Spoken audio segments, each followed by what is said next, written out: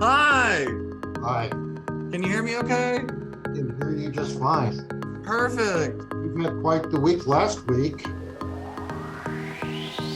Yes, it's been crazy. My life has been crazy. We've had people pass, we've had sickness, we've had delays in internet, we've had so So it sounds like that's probably more the rule than the exception anymore. What do you mean? The craziness part. Like the role, like what role? Like crazy, like Oh, crazy things, connections with internet problems, people passing, all those things got it. Yes, it's is like it's just the way it goes. right. Yep, exactly that.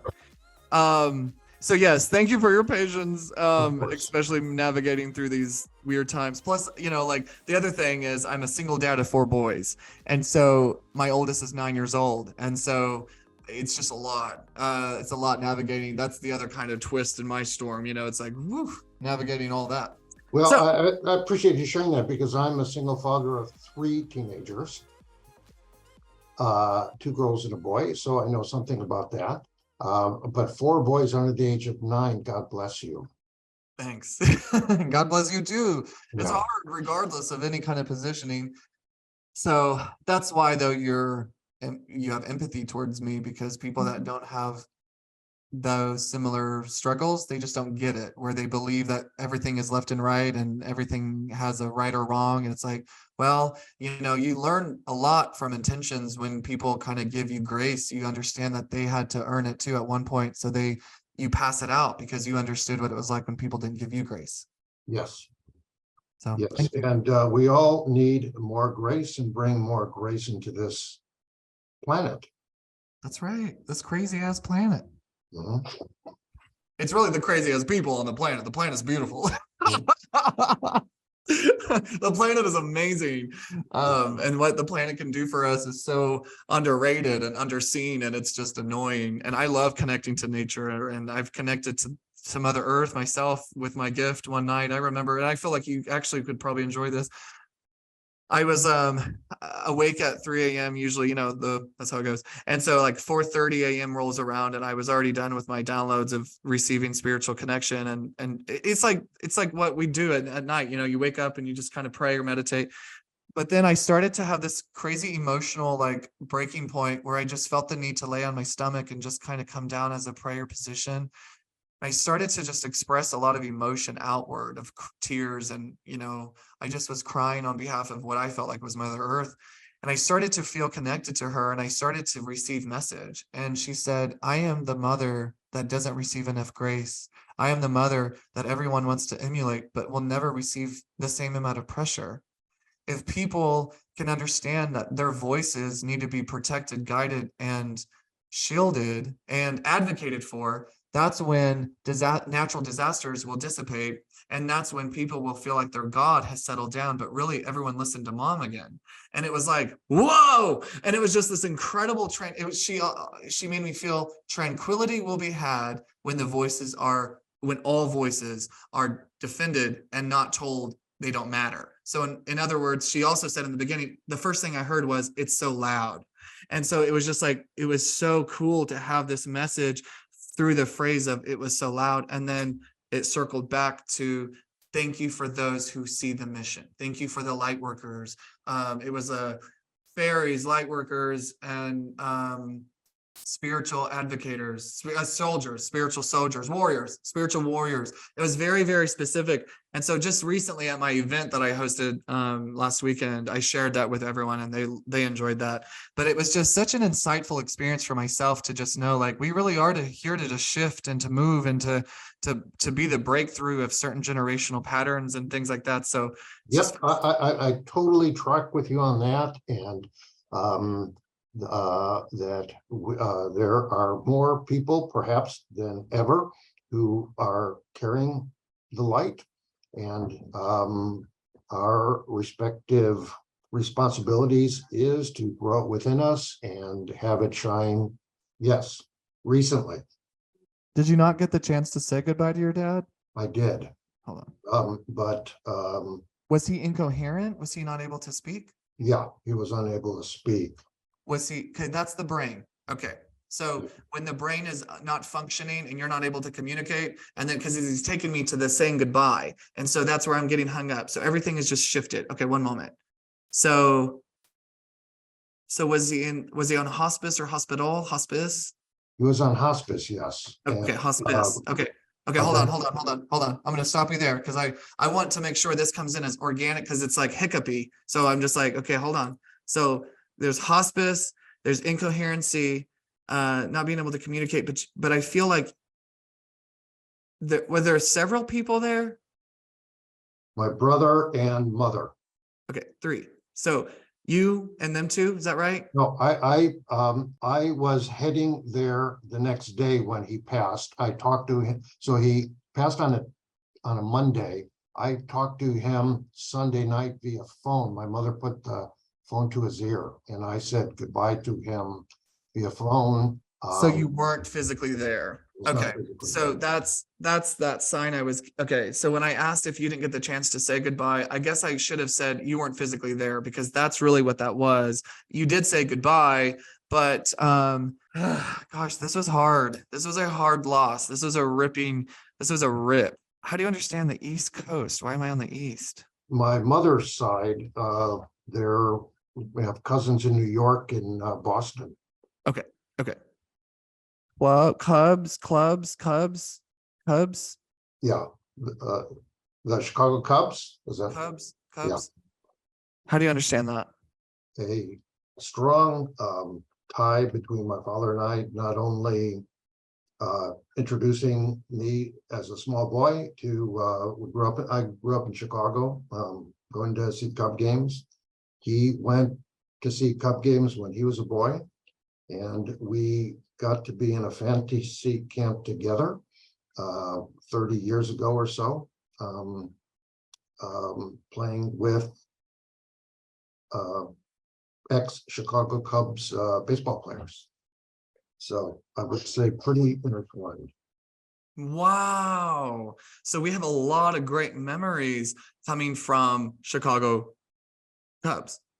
Great memories, yes, among many, many, many other great memories. He needs you to know that you emulate him with pride and honor, and he's so respectful to your heart and soul. And he's so grateful for how you've handled yourself and how you have cultivated your strength and your honor. And although you understand that life involves passing, you just wish, though, you could still have him. Those are things he has voiced to me, that exact sentiment for decades. Oh my gosh, I just got the goosebumps. Did you also get the goosebumps?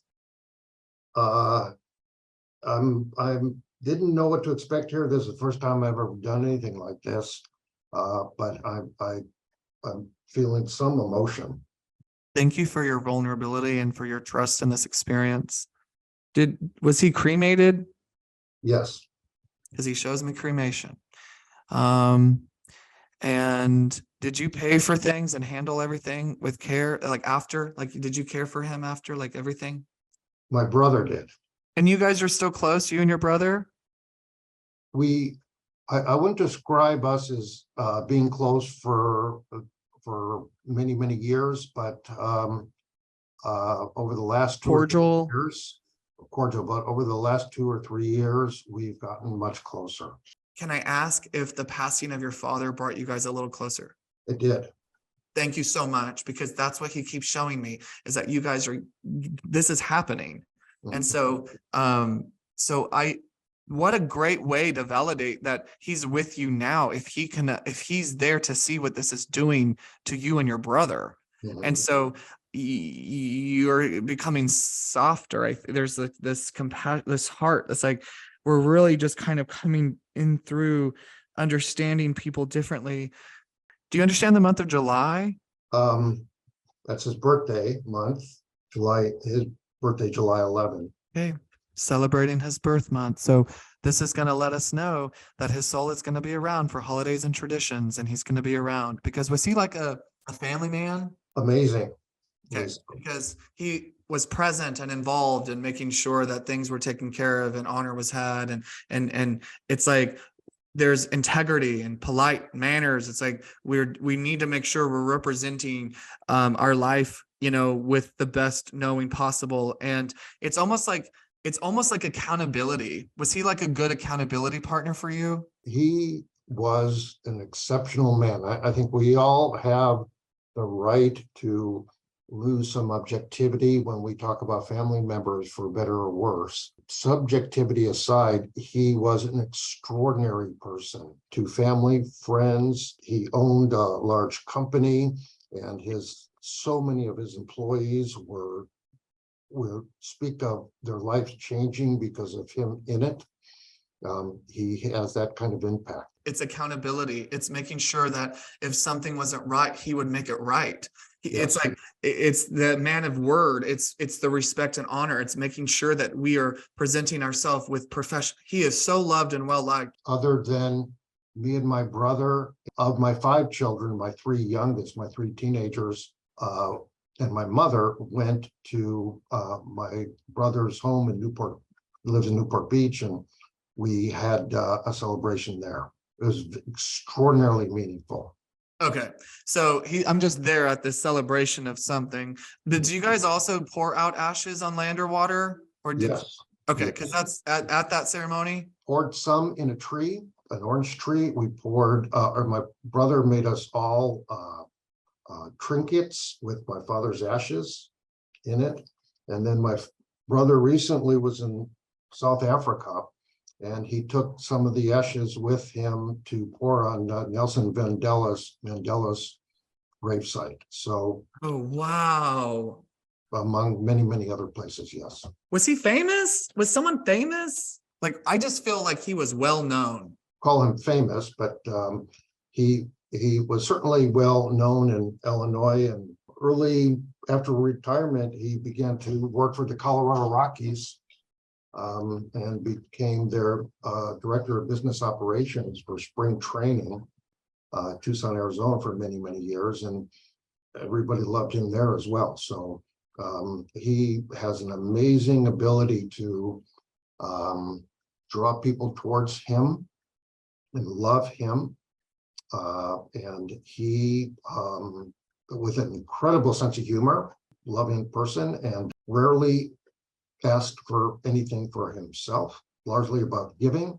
That said, we would joke that our cup overfloweth.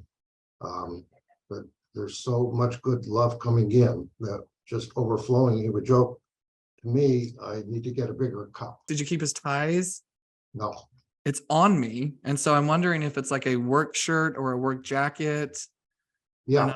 Yeah. So I have several Colorado Rockies apparel. Okay. So just things of his. Who's the professor? Is there a professor or some sort of educator in school or college? Yeah, that would be me. So are you super like diligent with your finances though? Like, do you have that retirement? Is everything in flow? I'm not as far along in my own financial position of retirement on the one hand. Do you have a partner in spirit? Yes, my first wife. Did she pass when you guys were married? We just divorced. Okay. So, did she die? Can I ask if she died unexpectedly? Yes. Okay. Okay. Did she have health issues? Yes. Okay, I'm going to talk about some emotions or some organicness here, and we're just going to ride it through it because I can see that there was some up. Okay, so she goes up and down. She goes up and down, up and down, up and down. And then she shows me her mind with that. So I don't know if she was unpredictable, headstrong, high strong. Was it hard for you to get through to her to kind of help guide her in making better decisions for herself? Understatement, yes. Thank you. Because what's happening is she's trying to circle back around me. Listen, it's fair to say I believe that you had a more grasp at life than she did. Mm-hmm.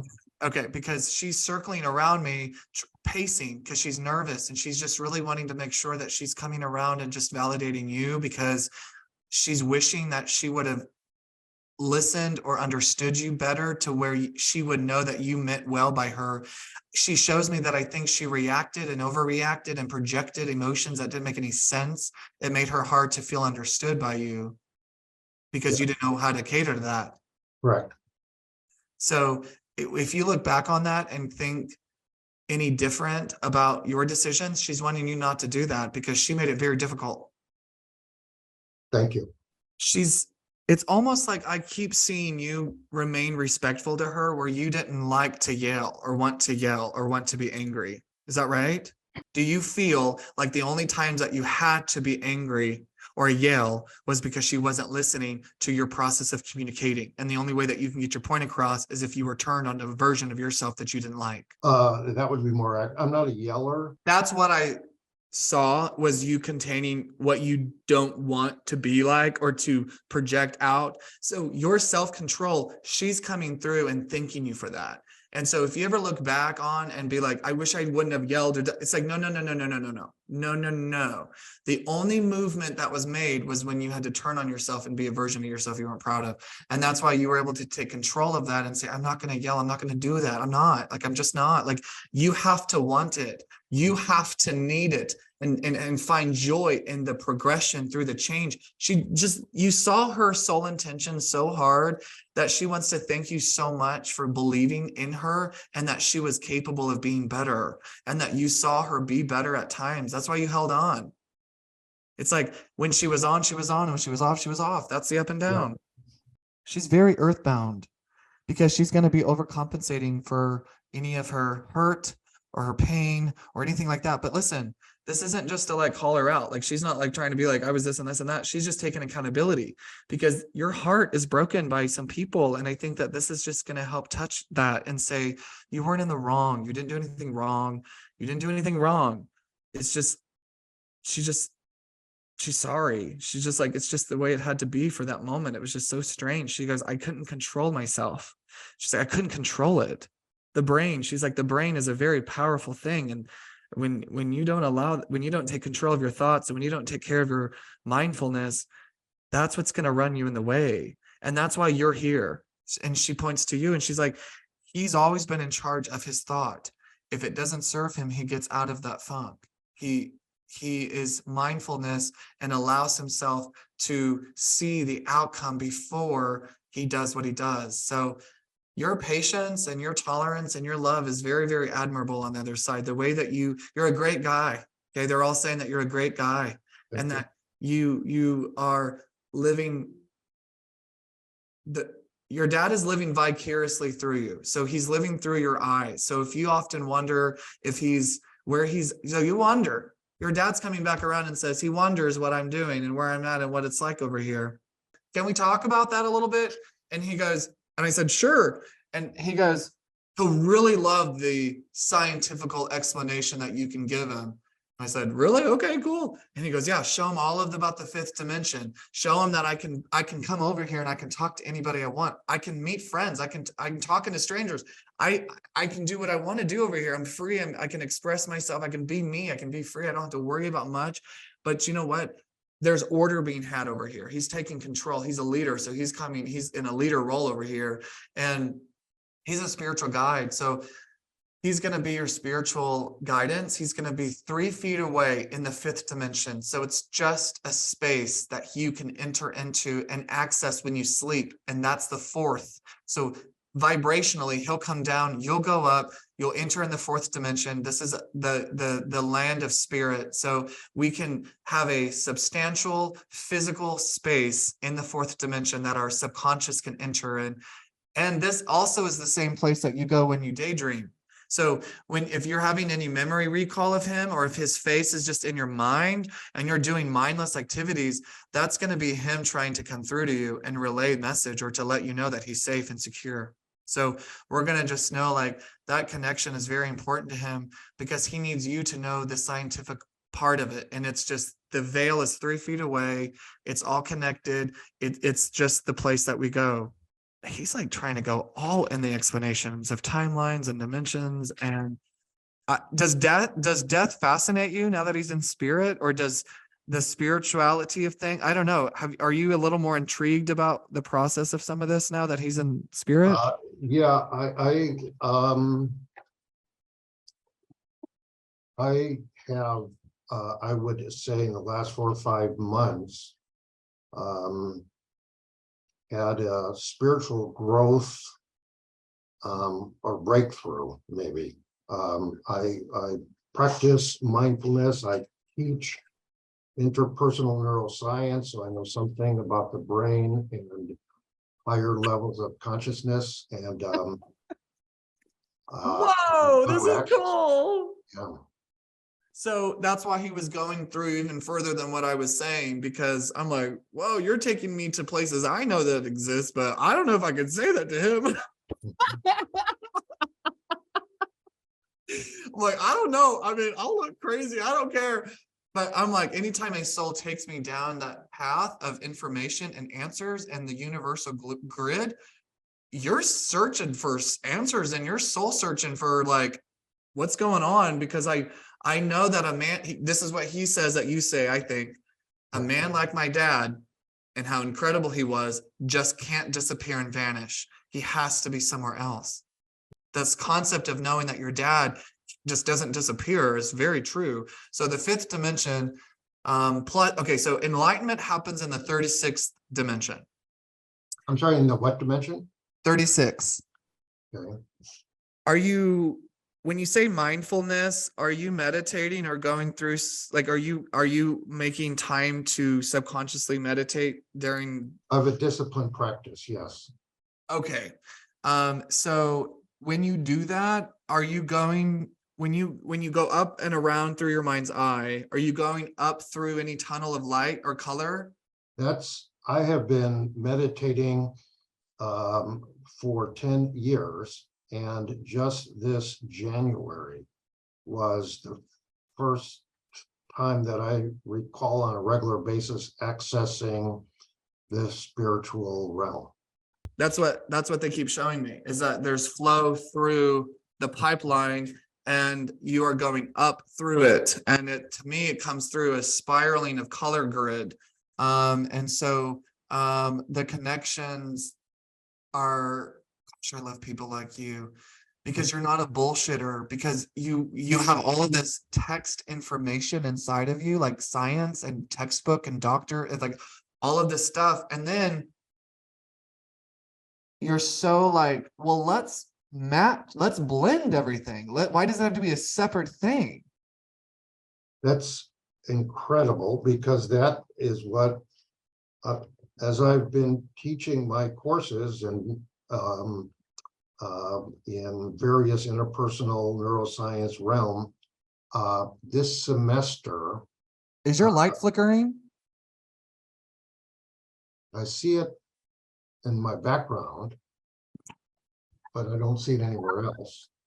I want to get back to, but I openly tell my students now that I am called to begin to integrate spirituality and love. Yes. In the and going beyond, well beyond the psychology and limitations of the mind. Yes. Thank you so much for doing what you're doing, because it's people like me who don't have to defend their right to say I'm a medium, right? It's like, because I'm doing this with religion, because I'm in Oklahoma City and I'm gay and a medium, and I'm literally breaking pivots and so that's why I knew, like, your dad showed me that that's what you're doing. Like, it's like, yes, this pivot. That's why I was like, I love guys like you, because you're morphing into this new world and into this new change, and you have no option, because if you don't take that, there's no purpose in what you know. You believe that that's why you studied what you had to study. And so now you're going to hit it hard with proof. You're going to be like, no, it's time to change the books. It's time to change mental health, because we're still doing suicides. We're still doing the exit plans. We're not connecting the dots. It's like the brain doesn't have the answers. The soul does. And so if we can move the brain to the side and then understand that the soul has to be on top of the brain so that way the brain can get out of the way, then we're going to be able to connect the two. The other cool thing, you know what I've learned? Why cancer is activated, why dementia is activated, why spirit has to do what they do on the other side to our bodies. And so if we can understand how the embodiment of traumas come in the generational pivots from the souls in their pre-birth. So I have proof that pre-birth exists because I've connected to a 7-month-old embryo brought forward by her aunt and spirit who had breast cancer to validate that all this other stuff coming out. It's like she was the first girl. She showed me the first girl. She was the first female being born since the sister. And then she was also named after the aunt. All this stuff came through. So pre-birth talks about what we do before we're alive. We accumulate the missed marks from the generations beforehand, because every soul has a stature of age. It's not physical age, it's reincarnation age. So then what we do is we bring in lessons. That's why people have different levels of understanding from the beginning. So we bring in different levels of comprehension, and we have seasoned lessons, and we have seasoned souls, or we have young souls. That's why we say you're an old soul. We never say you're a young soul. So that's going to be the 40-year-old that can't get their life together, right? So nonetheless, the mind goes through the soul goes through human amnesia. The mind is fresh and new. And so the whole spiritual warfare of somebody is to remember, not to learn. So that's what you're going through now. Yeah, that totally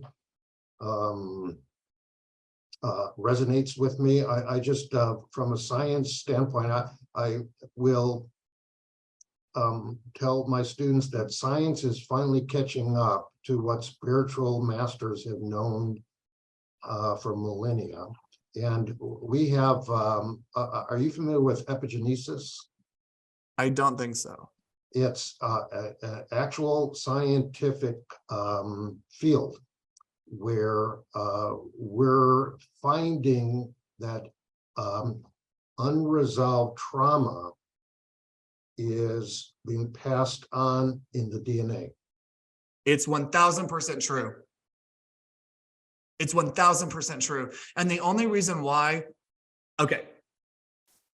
You are so cool. Okay, so we go through this pre-birth, right, where we embody the DNA of the trauma, because the pivot, the generational pivots and the generational curses all change from the pre-birth experience, where we say at the ages of the trauma, we will pivot out.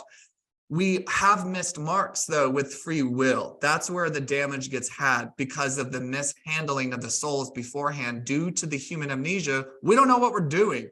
And then what we have to do, though, is we have to be reminded from the earth angels that we give birth to. That's where their pre-birth comes in. It's like, we're here to remind you of what you forgot. And then all of a sudden your love and emotions and all the things change. And then you hit the ages that your parents were or your villains were. And then you say to yourself, I can't believe you did that, because at this age, I don't have that same understanding. Well, that's the victimizing ego. So then we have to go over here on the spirituality side of things and say, well, in order for your children not to experience the pain you went through, you were actually the strongest soul of the orbit. That's why you're the pivot. Now we're going to change out of the behavior. You're going to embody the trauma. You're going to embody the toxins. And this has happened to me.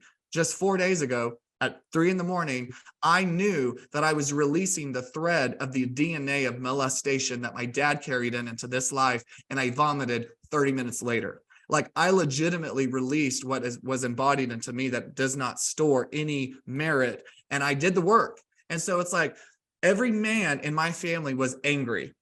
The rage, the anger is embodied. And I was angry. I'm like, why are we all angry? And so emotions are stored in the muscles, and the muscles is what we have to release through the chakras. And so like all of the chakras are connected to the muscles, and but the chakras are in the 4th, 5th dimension. So we can't see them, but we can connect. And there's healers that can connect to that space. I just met one. Her name is Dina. She literally, my son was in a whole different building, different everything. He had no idea what was going on. He got his taste back. He got his stomach back. His stomach was in pain. It's like this this is so amazing that I get to talk to a scientist and he is literally doing and affirming everything that I'm saying. But do you know that people are going to listen to you way more than me? When I'm over here writing books and all these other things, I'm like, I know it's happening. But it's like, thank you for showing up to your purpose, because we're already been doing so much work that we need like credentials to say, no, this isn't bullshit. It's not witchy woohoo. It is the way we release generational curses so we can all have holy light and be good. Because the only thing that stops us is that embodiment of that response mechanism that we're here to take over.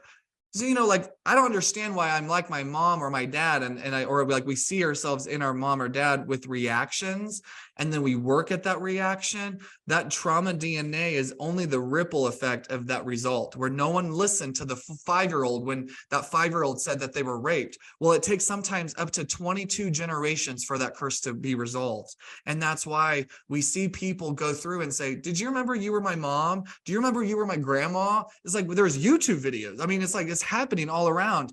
Well, it's because we're here to evolve for the planet Earth. And it cycles back to the very beginning of what we were talking about. Oh my gosh, amazing. I would say that if we had this, this session was given to me as a Christmas gift. And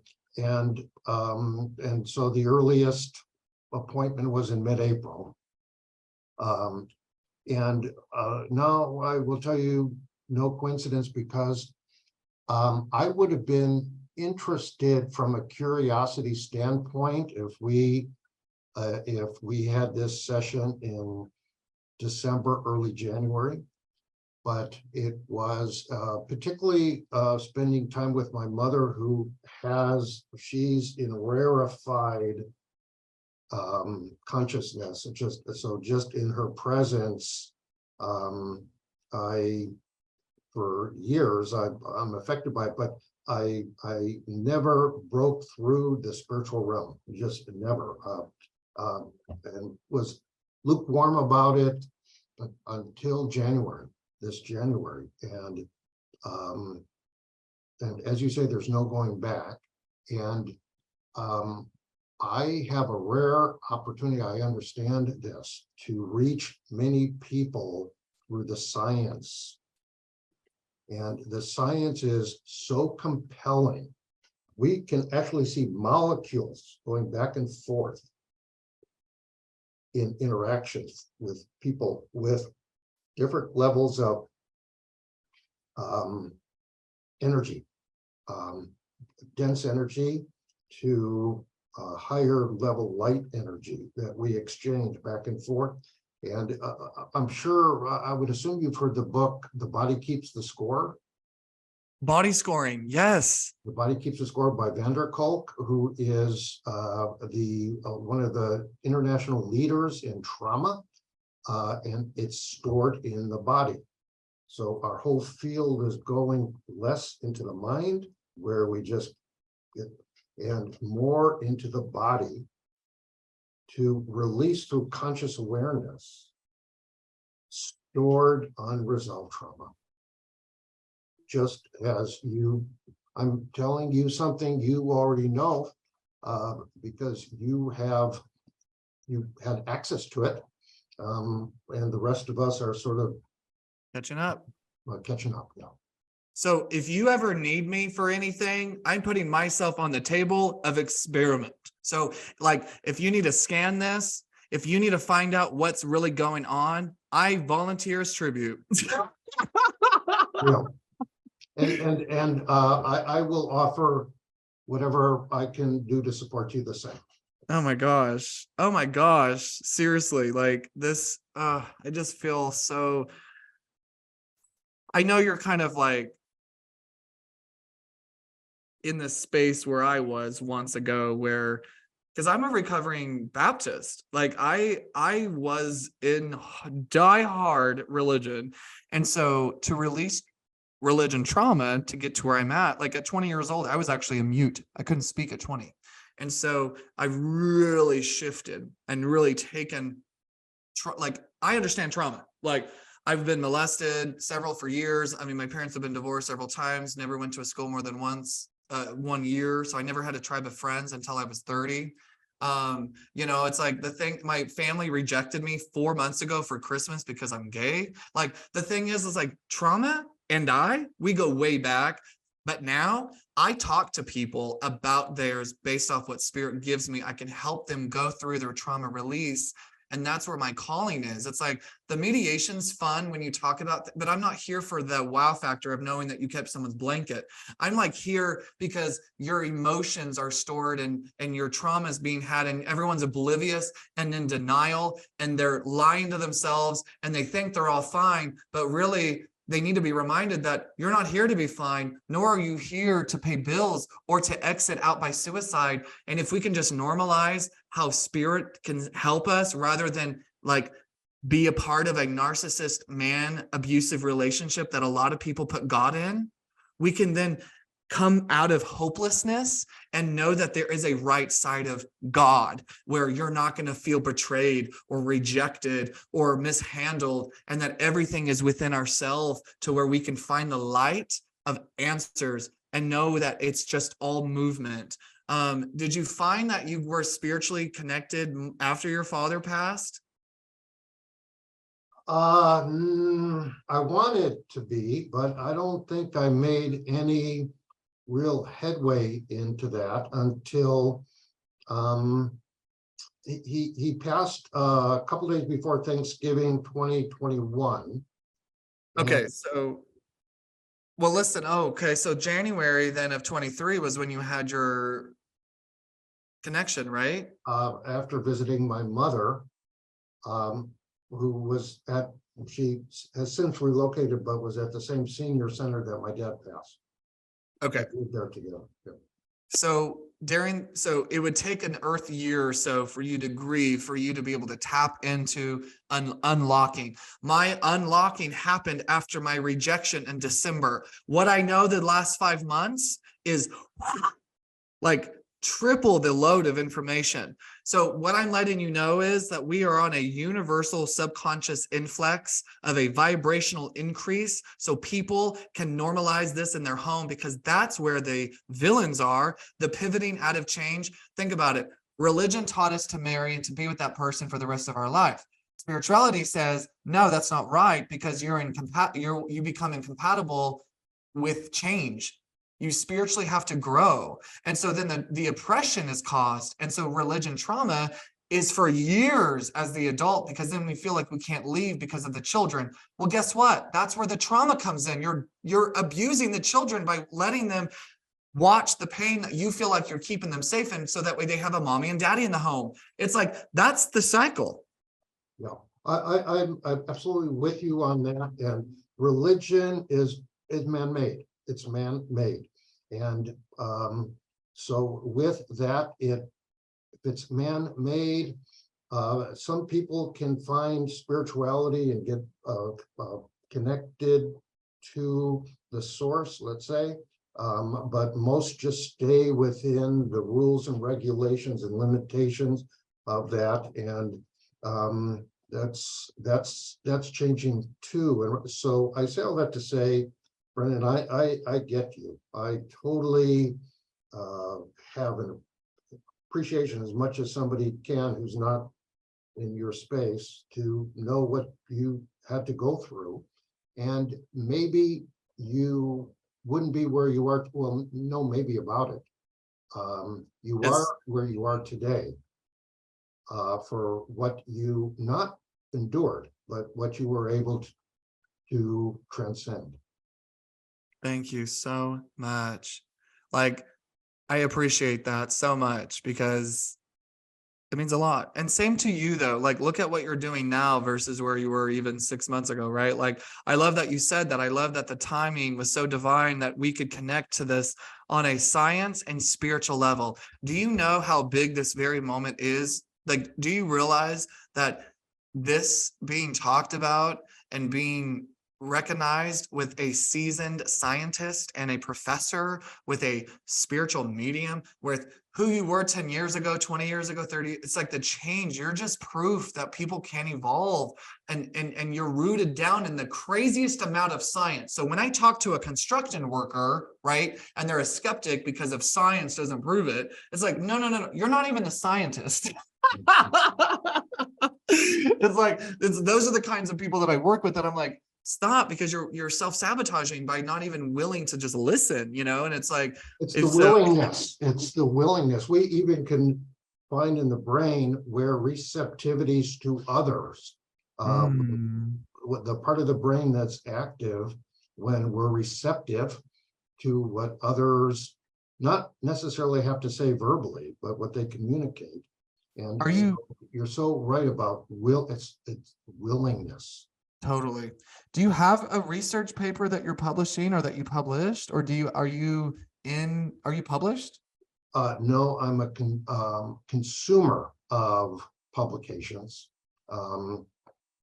but I teach in the realm of interpersonal neuroscience, so that's how one brain affects another. And so we pull on some internationally known research centers that research.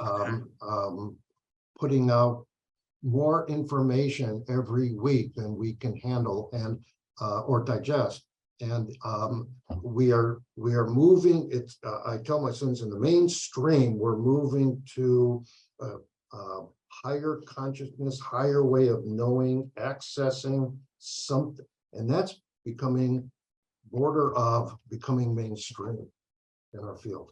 This is incredible. Whenever, like this is so big. Like, I hope I can feel how big where you're sitting. Like this is, I just need you to know, like, oracally and angelically, like they're just giving you this incredible green ghost, like, yes. It's like exactly what you should be doing. I want to just share something ironically here. Is I presented yesterday to the faculty a change in curriculum to incorporate this more, the spirituality. And I got a green light to not only create a course, but a curriculum. Woo! Like, that's so cool. Like, you got the green go, and that's what they're showing me now. Like, yes. So now you're green go to work on a proposal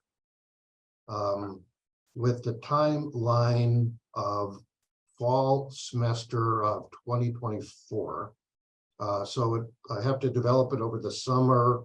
Not only me, but others, and get approval through, but it was thumbs up all the way, and it's just the right thing to do. So, okay. So I teach people how to understand their intuition. I teach mediums. I teach all of that too. So moving forward with, if you ever need anybody who does that spiritual side where you're paralleling the mind and how you can work at your mind by understanding your intuition, because I call it the bullshit meter, where people know where not to go or what not to say, or where, it's like that sensation of knowing. And then your dreams and the daydreams and the signs, if people see signs all the time, from the paranormal, it's like, if we can understand what that is, then we can have an easier mindset, and mental health and subside, where it's like, angels are here. It's like, we're not afraid of dying anymore. So why don't we just start to convey, like, this is what happens when you pass, like, if we can prove that, it's like, so it's going to help mental health, because people's lives change so much after someone dies that sometimes they kill themselves, or sometimes they just don't live the rest of the best of their life because they don't understand it spiritually.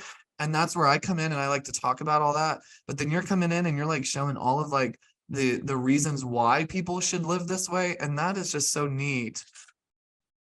I wanted to I can talk about this for hours upon end, and I thoroughly enjoy it, and hope that some way we can continue this communication. I wanted to, the light blinking or something behind me that I just caught a second of it. And then I just wanted to know a little bit more, particularly about my wife's passing, and anything else she wants to communicate to me, because we have two daughters together. Yes.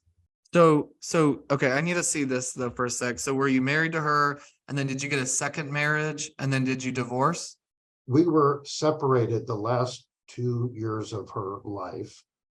And she moved in with her first husband that she married when she was in college. So, and that was for a year, but moved back with him. But about 6 to 9 months before that, we finally were able to get a divorce. And so she had two divorces, because I was going through a divorce and then another divorce. yeah, yes, correct. Okay.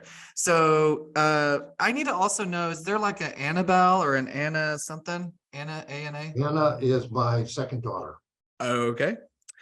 And is that her daughter too? Yes, our second Okay. daughter. So if I'm getting the name of the daughter, one of the daughters, and you're asking for her to talk about your daughters, Yes, please. pretty cool. Do you find that there's a lack of understanding with what to do, like, or to communicate? Like, do you ever find like you're trying your best at managing what to say to them or to get through? It's like all of a sudden there's a block, or it's like hard to get through. My daughters and I, we had to be very, very close, obviously, when they were teenagers all the way through. And this past summer, early summer 2022, they stopped not only communicating with me, but with my mother for the most part. And they both live 2 or 3 miles from me here. And so I've not seen them but one time in a year. I think in part that's what I was so broken, lack of a better word, that it led me to the path of spirituality. I think that I was getting no relief. And then I had this breakthrough that I'm able to love them, of course, love them, but carry them in love and not in anger. My oldest, Kate, remembers zero. When I say zero, she says zero about her mother or her time while her mother was alive. She doesn't remember it. She blocked it all out. And next thing, she had her own daughter for the first time 2 years ago. And I think there was some desire or some things percolating within her about mom. And I thought I could be a support to her in sharing my memories and sort of, but so I've had no communication with her other than an occasional text about my grandchild, my only grandchild. Would you like to have a relationship with them? Oh my gosh. They're of the highest order. Okay. One of the things that you can do, this is what I'm learning through spirituality, because I have 4 kids too, right? So in the course of the pain that they experienced in the old version of me, they experienced anger, rage, like all the bad shit, right? Where I thought I was doing right. I thought I was in the right. I thought I was doing everything right. We stand our ground. We're firm. We got to do. So at 9 years old, my oldest son, I'm understanding now, has night terrors. And night terrors in spirituality says they don't have a safe space to express their emotions. So they have only one way out, because it has to come out. And so the night terrors will be influenced by the 4th dimension of your dream.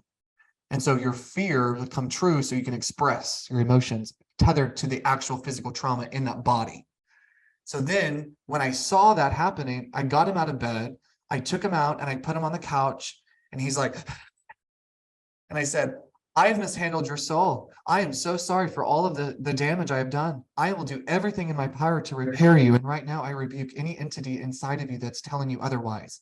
I am going to be here for you. I will understand you regardless of the differences, regardless of you don't know better. I am here to teach you. You are safe. Like there was just a lot of repair with these words and these affirmations.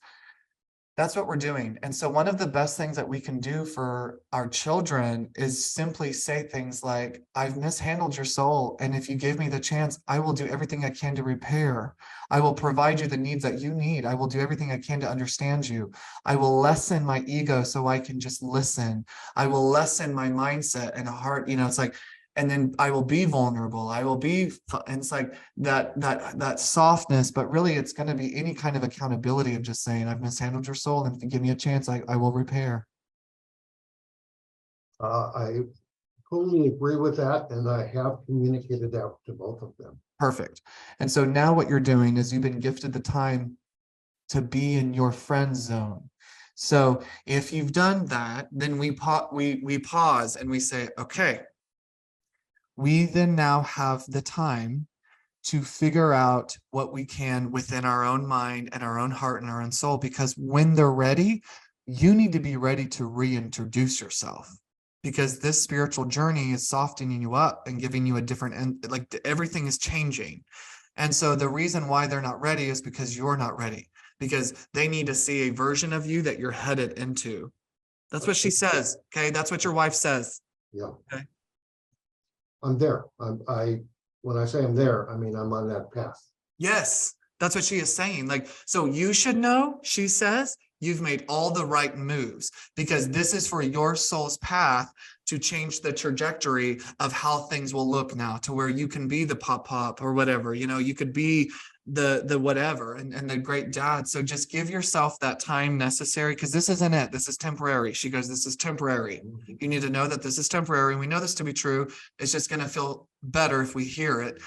Okay, so we're just going to use this time and really soak into our individuality and know that you haven't, you're just learning and growing, and just follow up with that repair comment. Okay, continue with that. Okay. I really think that is going to drive it home, because girls like that will run away from what they wanted their hero to be will only be a version of themselves that only need accountability. And then they just need to feel like they're in control of any relationship that they didn't feel like they were in control of. So I'm going to pull a couple of these angel cards, just kind of shift the gears so we can conclude. Your first card is, you will manifest what you need. Express gratitude as if your plans have already come to pass. Trust that your angels are bringing you the assistance that you need. That's beautiful. Your vibration is rising. Yes. This is a time of great spiritual growth for you. You are evolving to occupy a higher energetic frequency. Yes. Someone new is coming. An important new relationship is on the horizon. Open your mind and heart so that happiness can enter your life. Beautiful. Your prayers are being answered. Your prayers are being received by the divine. Answers will come soon, although perhaps in forms you didn't expect. And I know this is about your kids and everything else. It's like kids, it's like all the love, everything is happening. So we're going to find peace, that where you're at is exactly where you need to be. Although when you look around, it could easily be found that you could have done things differently, but nope, you are here and we're just working through it. And it's beautiful. It's beautiful, man.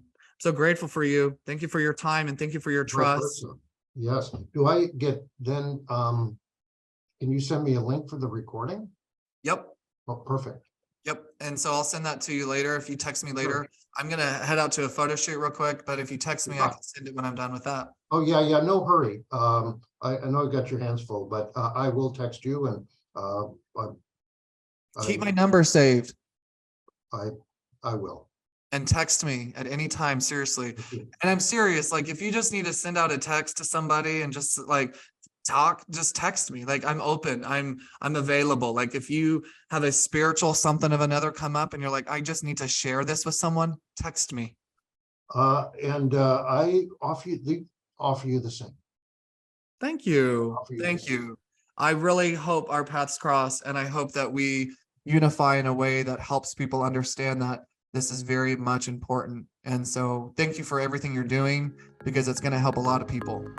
Thank you, Brendan. You have a good day. Thank you so much.